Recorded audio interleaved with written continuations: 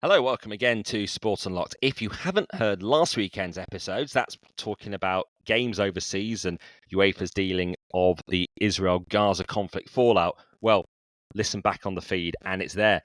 You will hear Tariq's missing, but he's back. Yeah. Funny enough, I was talking about Mark Morrison today, of all things. So nice to be back. Nice to return. Yeah, good to have you back, Tariq. You weren't really missed because we had Graham Dunbar from the AP filling in from you very, very well. So you weren't missed at all. No, and I will say, Graham, please always make yourself available. He was very, very good. And for regular listeners, we're going to have a lot more of Graham. So keep subscribing, following, and all those nice things. You've elevated the super sub. But this week it is Tariq Panja from the New York Times, Martyn Ziegler from the Times, myself, Rob Harris from Sky News. So lots to come on the transfer window analysis, where things are at with the Lucas Paqueta verdict. We've got so much more from the Football Association case now. It's well worth listening to. But first, some quick points. And actually, we begin where we left off last week with that push for Serie A and La Liga games overseas. Now we're hearing from various supporter groups, including Football Supporters Europe, who are very aligned with UEFA. And they've issued a joint plea to stop these games happening overseas. Not the biggest surprise in the world, is it really? I think that's the biggest challenge for any of these attempts to play domestic league matches abroad is the fans, understandably so. I suppose the only counter argument to that is some of these big clubs have very big fan bases abroad, and why shouldn't they be catered for as well? I think the argument against that is, well, if you're an English club or a Spanish club or an Italian club, then that's where you play your league games, and you can have overseas tours or whatever for overseas fans to come and see you there. Yeah. And the process now is for a UEFA meeting of the executive that will, I guess, vote through this, which looks like the direction of travel, listening to some of the discussion there. And then perhaps a template, I guess, how many games can be played overseas, what type of game, so it doesn't turn into the Wild West. If you were a betting man, and we're going to talk about betting, I suppose, on this edition of the pod, there are going to be overseas domestic games certainly from Spain and most probably from Italy as well, coming up. Interestingly, Football Supporters Europe don't count Super Cups amongst this. They deem them as friendlies, so they're fine with those games being played outside of the host association territory. Yeah, I can't imagine people screaming about a Super Cup game being played outside a host. It is a glorified friendly, whichever way you slice it, I guess, unless you're one of those managers who likes collecting trophies and it adds to the count at the end of the season and says, look, we didn't win the treble, we won a quadruple or whatever. But, Super Cup, who really cares? So the key points from this statement from the fan groups, they say that clubs are neither entertainment companies nor travelling circuses. They talk about the environmental impact of taking games far and wide. They say this is a similar existential threat as the Super League that they saw off in 2021. And they're calling on various authorities to try to commit to the European sports model. And they say taking European football away from its home goes against the very fabric of our sport. Yeah, I'm not quite sure it's as a similar existential threat as the Super League, but whatever. We'll wait to hear what the European politicians do, because I think UEFA might need a bit of an assist from then. UEFA President Alexander Sheffrin's been speaking to Politico, actually, talking of trying to influence things in Brussels. What did he say about this overseas game, if anything, in that interview? I think he basically said they're going to have talks with FIFA, trying to limit it, as their relationships are sort of back on an even keel again, or at least better than they have been for some time. But I think he basically accepts that legally the football authorities can't really do much to stop it now.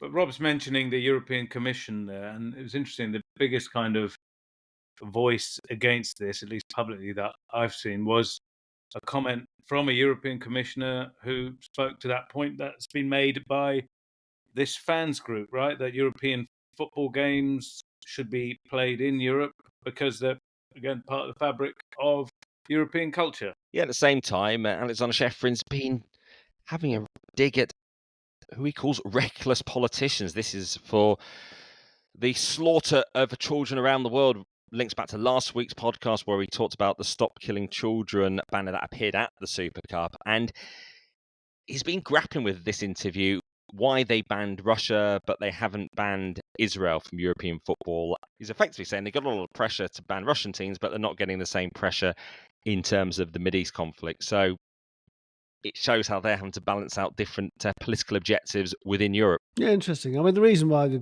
they banned Russia was probably not because UEFA wanted to ban Russia. It's because countries refusing to play them, weren't they? Like England and Scandinavians, but we've not had so far countries or clubs refusing to play Israel. Although there was as I reported in my column last week, that some clubs have been testing the water with UEFA to see if was there any process by which they could ask to avoid playing an Israeli club in European competition, and basically UEFA said no.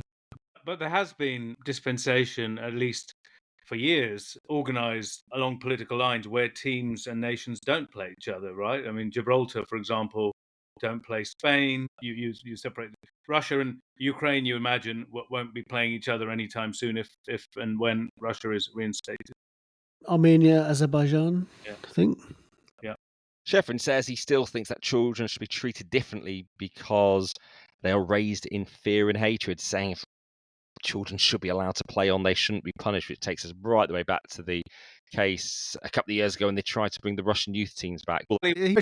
One bit of other news, we've heard from the Commonwealth Games the fact India and Kenya are both vying to host the 2030 Games with a decision in late November. So there is interest in that event, formerly stemmed out of the British Empire Games, and Glasgow had to scramble in to host the 2026 Games in a shortened format. But maybe there's interest back again and could be a precursor to India's Olympic bid for 2036. Yeah, I think now it's a much smaller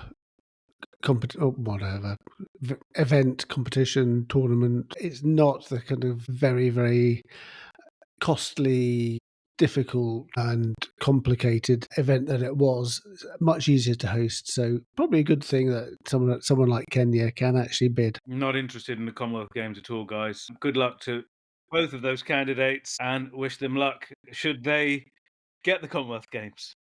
Well, here's one guarantee. Posting online about the Commonwealth Games will get nothing like the hits you get for transfers, because the transfer industry is now even bigger than the matches in football. And we've just completed the end of an unprecedented transfer window period because we had two windows, one before the Club World Cup and then the long one that just ended, certainly in Premier League terms and other major European leagues at the start of this week. And the main headline, well, from FIFA adding things up with their numbers, over $10 billion spent overall across international football. And in England, a record £3 billion plus in cash spent on transfers.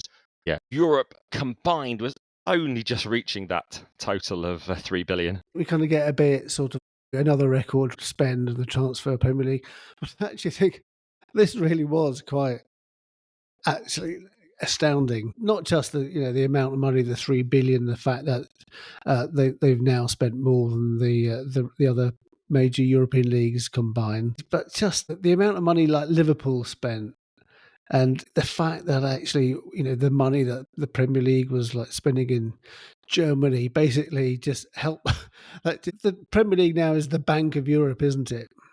Yeah, that's the point. When you sort of dig into the details, and you're right, we kind of get blasé about this stuff, but it is obscene. Make no bones about that. These numbers are absolutely huge, and you mentioned the fact that the Premier League is slightly over the rest of Europe combined. If you factor in that the Bundesliga, for example, I think outspent Spain's La Liga by a significant amount. Most of the money, I think 4/5 of the money that was spent in Germany came via sales from the Premier League. So if Bundesliga spends 850 million euros, 900 million euros, 700 million of that came from Premier League clubs buying their players. And, we've seen some huge Liverpool getting Verts right at the start of the window for £115 million. And then following that up with Hugo Ekitike from Eintracht Frankfurt. I mean, the two of them alone, that's 200 million coming into Bundesliga from that one Premier League club. And then you wonder what that leaves in terms of what's on offer to German football fans when these clubs are being picked off by this one league. So it is the redistributive effect of the cash, but it's a talent drain from those leagues. Correct, yeah. So if you're talking about competitive balance, it's not the redistribution of talent, though. It's the English money going around. And what we've also seen from Germany, which is interesting as well, is I think they're recruiting some of the players that are surplus requirements at Premier League clubs, for example. And the other thing that was really noticeable is the amount of Premier League to Premier League sales. And that was north of £1 billion in this window. And there's stuff that you just kind of sometimes brush over in the day-to-day window. And the one that struck me didn't get much coverage. But Brentford buying a player from Bournemouth, a striker, Ouattara, for nearly £50 million. This is Brentford and Bournemouth in the kind of European football pyramid as we think about it. You wouldn't think about these teams doing it. They're outspending the likes of Juventus and the others. So, that's interesting. And the fact that the Premier League is so rich, there is the fact that these players can't really go anywhere else because the wages that Premier League players are on right now pretty much price them out of leaving England in a way if they want to maintain that salary. But a few European clubs can afford them, right? Yeah, I mean, it is. It's the extremes are getting even more extreme. But how does the rest of Europe respond to this? Because taking games overseas to bring in more cash. No, exactly. That is one of the things, I'm sure. How do they increase their revenues in a way that English clubs can't do? Yeah, taking games overseas is very much one of those ideas, I guess. That's going to tickle the edges of this. Really, if you're looking at those leagues, this is the first year now of the Premier League's next 3 years, 6.7 billion television contract, which dwarfs everything else pretty much. And then if you are those bigger teams in Europe and you are playing in your domestic leagues and you can't, I guess, compete for players. 10, 15 years ago, we could say this was happening to big teams in really small leagues like, the likes of Ajax or PSV in the Netherlands, Rangers and Celtic in Scotland. But now we're talking about all of the leagues in Europe are now playing so far behind the Premier League. Are we not in territory where Andrea Agnelli, the great architect and the man who took most of the blame for the Super League fiasco, was saying we were headed? It almost feels like this Super League question might have to be discussed somehow or in some way. Maybe not the structure that they talked about before. Maybe the continental teams might want to talk about their own leagues, because how are they going to compete? It's back to those cross-border leagues, which some of the mid-ranking leagues have looked at, whether it's Belgium and Netherlands combining, or that plan seems to have faded a bit. But even as we've talked about actually on last week's pod as well, the struggle to sell the TV rights in Europe, the French league can't even sell them domestically, let alone how much can you raise internationally for your TV rights when the Premier League's so far ahead. I know. I mean, if you think Liverpool got, I think, somebody around £175 million in domestic and overseas rights money from the last season, and probably, say, 80 million of that was domestic. PSG's domestic income from the domestic TV deal for this season is going to be £4 million. It's like tiny by comparison. The El País, the Spanish newspaper, did a big piece today about the basically lamenting the Premier League's power, and did an interesting table about the top 7 spending clubs were all from the Premier League. So even like Nottingham Forest is outspending Real Madrid and Atletico Madrid. Barcelona nowhere to be seen because they have set their sort of casualty of the strict financial rules. Are they going to look to FIFA to help them out? More Club World Cup money, more Club World Cup places. I want more of the English teams as well. The fact we didn't have Liverpool in the last edition. Let's pause for a moment because I've been hearing from one of our loyal listeners, Christina Philippou. She's Associate Professor in Accounting and Sport Finance at Portsmouth University, and she sent us her analysis of the transfer window. It's been quite a huge amount of spending, but part of that is because of where the Premier League sits and how far ahead they are of other leagues. There are elements of kind of basically inflating prices. There are a limited number of clubs that Premier League clubs can actually sell to.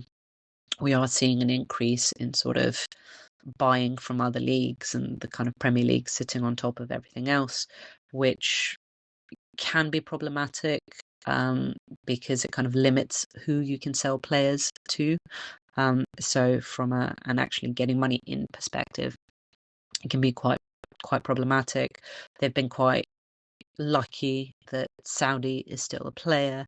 The Saudi Pro League still kind of spending money on players, because outside the Premier League there are a limited number of clubs, which generally the ones that kind of compete in the Champions League on a regular basis.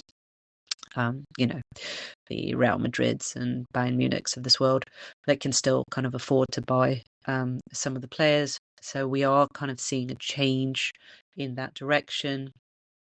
We're also seeing, because of the fact that they're now effectively really high priced assets, we're seeing more of the kind of house chain of sort of waiting to get somebody in before you kind of sell, or trying to kind of stagger that, and that can cause problems in itself from a negotiating perspective, because obviously people know that you're desperate to sell because a player seems to be heading out the door.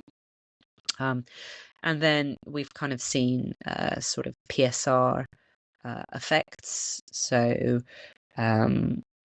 large teams having kind of more headroom, smaller teams kind of struggling a bit more, and still kind of having a bit of a focus on selling academy prospects. So Ramsey to Newcastle, for example, to just kind of get a bit more headroom from that. But ultimately, a lot of these sales are on credit, so the debt will increase, and there are potential problems on the horizon. What we did see, for example, last year was the summer transfer window was lower than the year before, where they had been, again, another record-breaking bumper year, and a lot of it was because of these sales on credit were starting to bite. So potentially we could see a little bit of that next year, but it's definitely been really interesting from a business perspective and lots happening. Thanks there to Christina Philippou, a football finance expert. Interesting, she talked about last summer, and while we talked about Liverpool's record spend this summer of 450 million, well, a year ago they only committed about £12.5 million for Chiesa and signing him. Yeah, it's just like you've got to put it in the round, and good housekeeping there. And also they managed to get about £250 million out of the door as well, including by selling Darwin Núñez to Saudi Arabian club Al Hilal, raising about 55 million, which in part allowed them to buy from another club owned by the Public Investment Fund, Newcastle United. It's one of the points Christina made there as well about the Saudi interest potentially helping the Premier League. I would say, though, that the Saudi efforts are nothing like they were in that blitzkrieg of a transfer window the summer before last. But the point she raised as well was these players being bought on tick, being bought on credit, and that has always kind of been a thing, but seems to be an even bigger aspect of these big money moves now.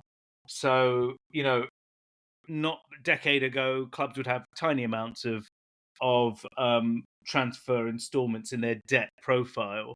Now they're huge. Manchester United has about £400 million of transfer debt, which is, a huge figure. And why that is kind of important and interesting and risky as well, it's not just for Manchester United, is the risk of a domino style effect. If any club gets into trouble now with not being able to pay its transfer commitments, that affects, it's contagious. It can hurt the rest of the league.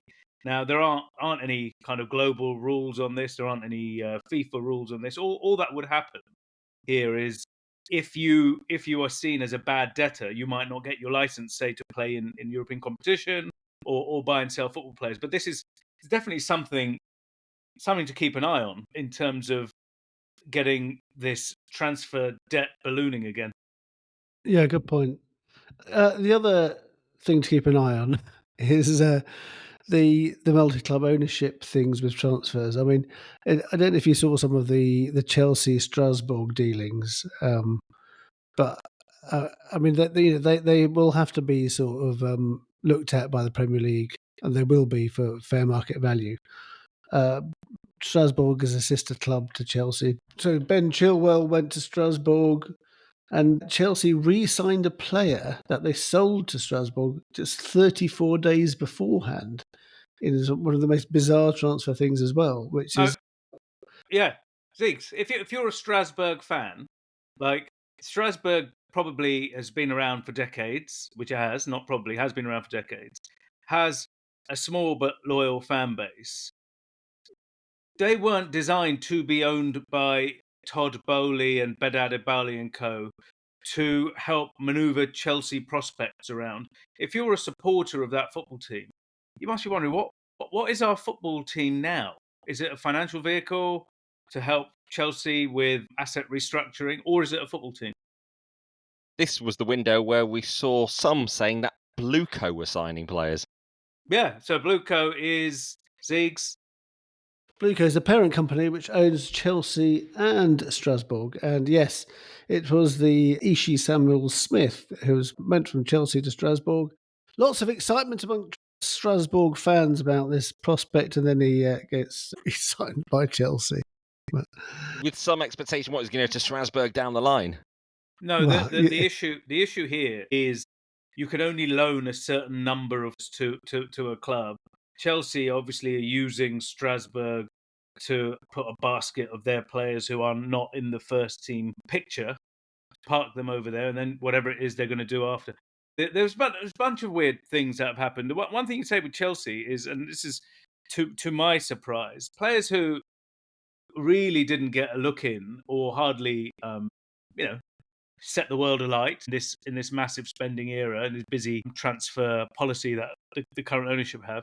They've been sold often for a profit, and it's very interesting to see how the mechanics of football today, because it's quite hard to understand how a guy who's played 2 or 3 minutes or 10 minutes, 25 minutes, someone whose name you're not really going to remember, Chelsea fans aren't going to remember much, and somehow they've managed to bank, I don't know, 10, 20 million profit on these guys. 6 players left Chelsea this summer for Strasbourg alone. Ben Chilwell signing a 2-year contract at Strasbourg, having left Chelsea where he had 2 years remaining on his contract. I bet he's very excited to be playing in French football, Ben Chilwell.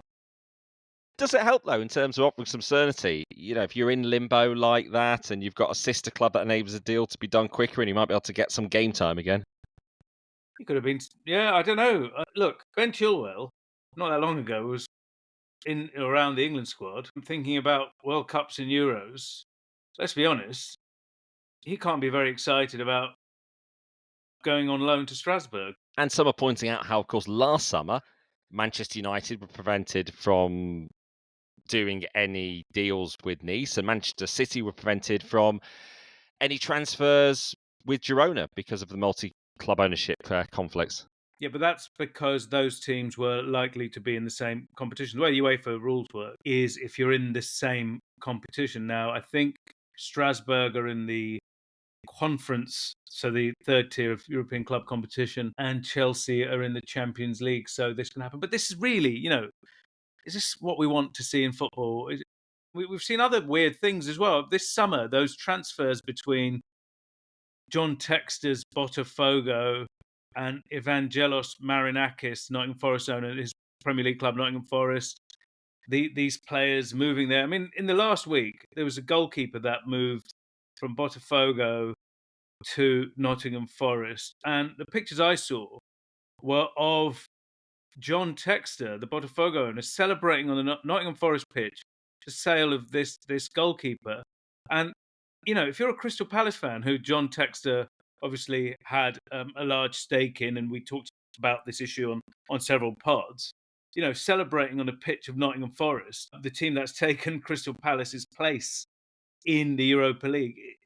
I don't know, there's something really unseemly about this particular window, be it some of the things we've described here, the social media vitriol, the hysteria has just been of a different level. There's been hysteria around the reporting. There's this sort of massive, there's always been competition to break the news, but never more so than people's social media influencers, stroke journalists, whatever, desperately trying to sort of claim exclusives over every loan signing, transfer, Every whatever. Strasbourg signing. Is this in part because of Elon Musk and X? Because of the monetization model means you get paid by impressions on your post on X. Therefore, you might turn every tidbit of a transfer into multiple posts over several days, even within moments of one post posting another, minor incremental developments, exclusive claims on parts of deals, even though we know they're progressing, just to sort of feed that fan frenzy. They end up sharing them, and then you get cash out of it as well. Yeah, maybe in terms of, I guess, people who are solely reliant on that type of business model, right? So you're talking about influencers more directly. But I read a paragraph in a piece Barney Ronay in the Guardian wrote about the transfer window, and it speaks directly to what Martyn was talking about here. And I don't mind reading it out. He said, everyone is dragged into this now, from the new superstar owner dynamic and the dilution of managerial authority, down to broadcasters and journalists whose reputations now fall or rise on predictions over player sales, something that's particularly odd because often this isn't really journalism at all. Not triple sourcing or the highlighting of inconvenient facts, but access in return for repeating what you're told, a channel for hire in the negotiating process. And I thought that really summed up a lot of what we saw over the summer. It's if you miss out key context, like context around who Blue Co are exactly, the fact it's something unusual. You don't need to be opinionated. It's just giving the context. It's like when some people talk about interviews and giving someone a tough time, particularly the decision makers in football. One of the things is you don't want to leave a significant question unasked because the public will see it, the fans will see it, and that's what we see on transfers as well. If you leave something out, then the fans can see through the fact by omission, or at least some might do. Yeah. Or the context, like, you know, if the UEFA president's asked, is he standing in 2027? You did say you were not going to. Important context like that, maybe. The context is very important, and you can see the sort of influence of club agents, people who give out these news, going to certain people saying, I'll give you the scoop of this or the inside information, but you need to write it in this way. And I think that is, obviously, it's very tempting for people to accept that. But yeah, I think the industry needs to be careful. You often wonder when there's such emphasis on things like an ambitious project, when that phrase is used. Oh, some of the language, the jargon. It's weird. The English language this year seems to have gone through a transfer translation of its own. Like, there's structures that you've seen in some of the discussion around transfers that are, it feels like, I don't know, this was said in Spanish or Italian or something, and it's been, and now we're all talking like this. Any ambitious projects at Liverpool, Arsenal, Chelsea, whatever? All of them. They're all ambitious projects. One of the big winners of the transfer window, because he told us himself through a press release through his Epic Sports company, the agent Ali Barat. A headline on a press release, Ali Barat redefines the game again. Nicholas Jackson to FC Bayern Munich, a world record loan, a visionary transfer, another Ali Barat masterclass. And then in the press release, it says, Ali Barat once again shows why he's considered one of the most influential new generation super agents. Where others see obstacles, he sees pathways. Where others wait, he acts. Where others compromise, he delivers. What a Mhm. man. Let no one be in any doubt that Rob is carrying any water here for Ali Barat. He's just reading this man's press releases, which landed with regular frequency in inboxes throughout the summer. But the hyperbole aside, I must say I'd not heard of this guy before, but he seemed to be involved in a lot of transfers, and it did make you wonder how one emerges in this industry as, I guess, I don't want to misquote him, redefining the rules or whatever it is he's claiming to have done. Right. And there are often many comment. people involved in the transfers. It's who perhaps puts their pictures out and puts themselves front and centre. Yeah. I mean, honestly, good luck to the guy, but it is astonishing with the amount we've heard of this man suddenly in this window. Many characters involved. So yeah, what a transfer window. It seems to have been endless. A lot of frenzy and drama right the way down to the final moments of it. Mark Gay, the Crystal Palace captain, not getting his move to Liverpool, and in some ways that was viewed as him not agitating in the same way that Isak did to leave Newcastle for Liverpool, or indeed Jan Wiese did to go from Brentford to Newcastle, with Newcastle benefiting from a player being a bit disruptive to force his way out. Yeah, although Mark Gay is going to be going on a free transfer next year, so he's probably quite happy with that. Yeah, I think in his case, he's got 12 months left on his contract. More money, more choices.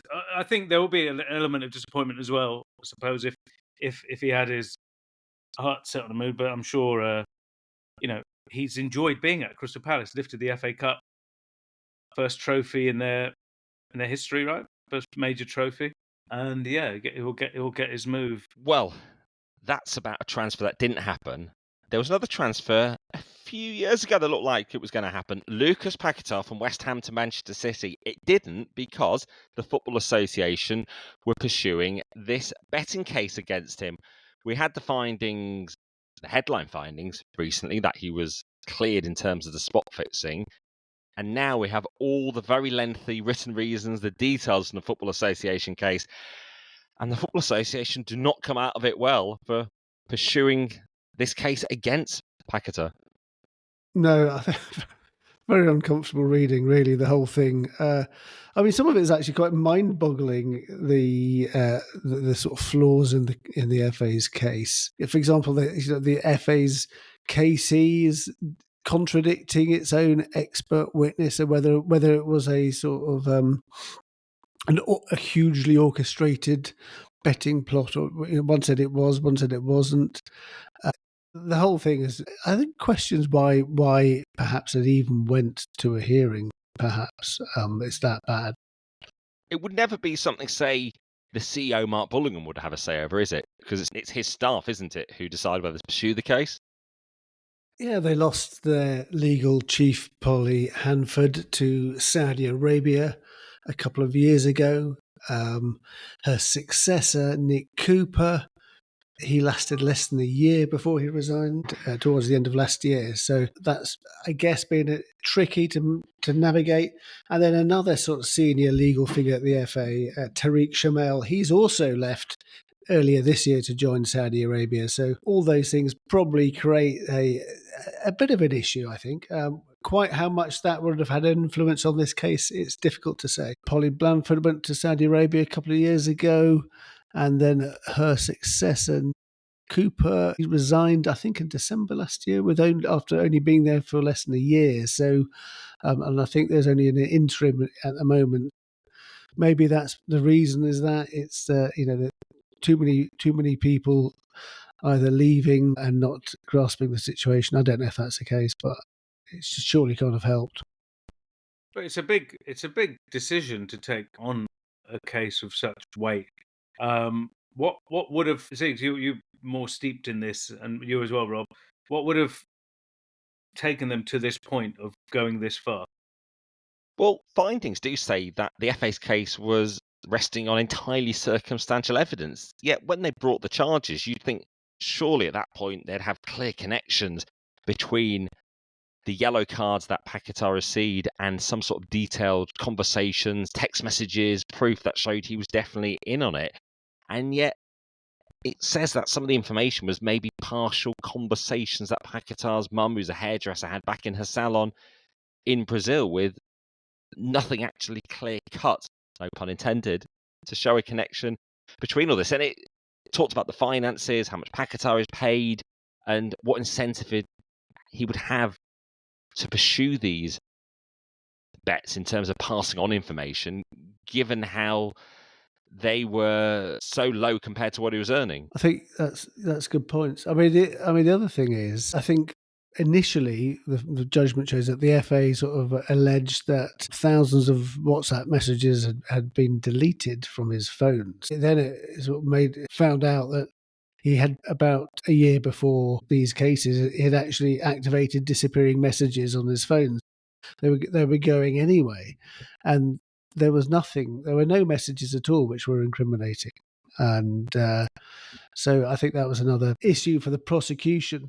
But to go back to this Manchester City move, yeah, like a couple of weeks before the investigation was launched in August 2023, he was about to make a big move, £85 million to Manchester City.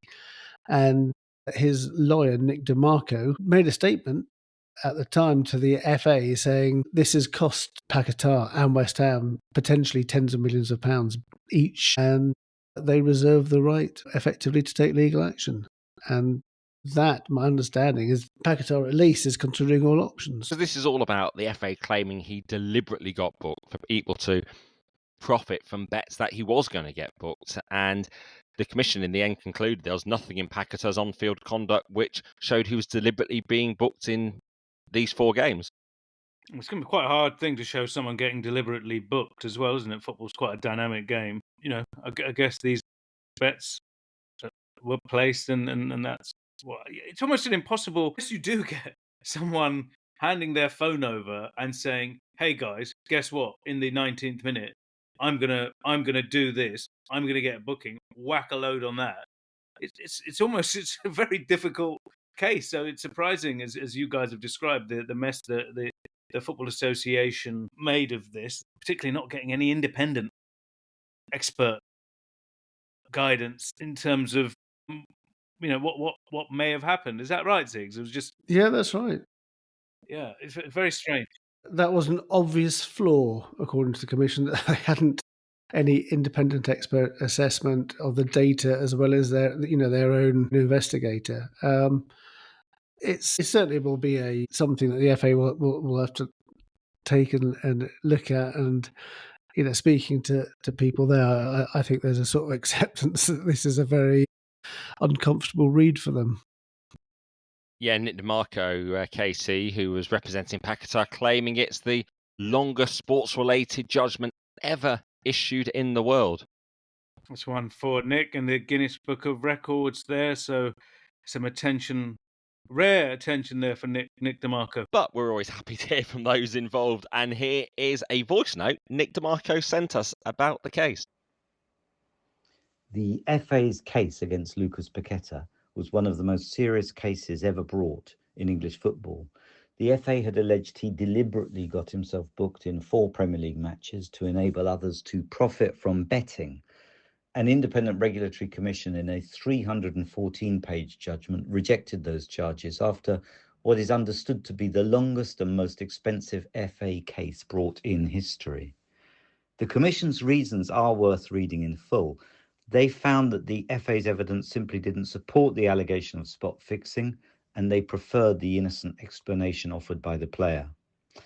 The broader significance of the case is the need for forensic rigour and properly independent expert evidence in cases of this type.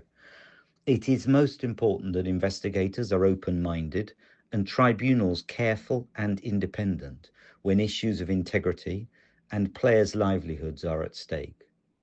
I continue to advocate for more transparency and independence in sports disciplinary proceedings as the best way to achieve these outcomes. The integrity of the process is often as important as the result. In this case, Despite the heavy burden the charges have had over Lucas in 2 years and the financial cost to him, it's heartening to have such a thorough and fair decision from a regulatory commission. So, Nick DeMarco chalking off another victory over the football authorities. So, looking at this and the time it's taken and the mess the Football Association has made of this, it does make you think and realise maybe that's why, or at least this is a charitable explanation for why the Premier League's cases involving Man City first and Chelsea are just taking so long. You can't really afford to screw this up, because the legal teams that are hired by the clubs in this case, or Paqueta in the case we've just discussed, will be scouring all of this and ready to, make you look like clowns if it goes wrong, as it has here with the case with the FA.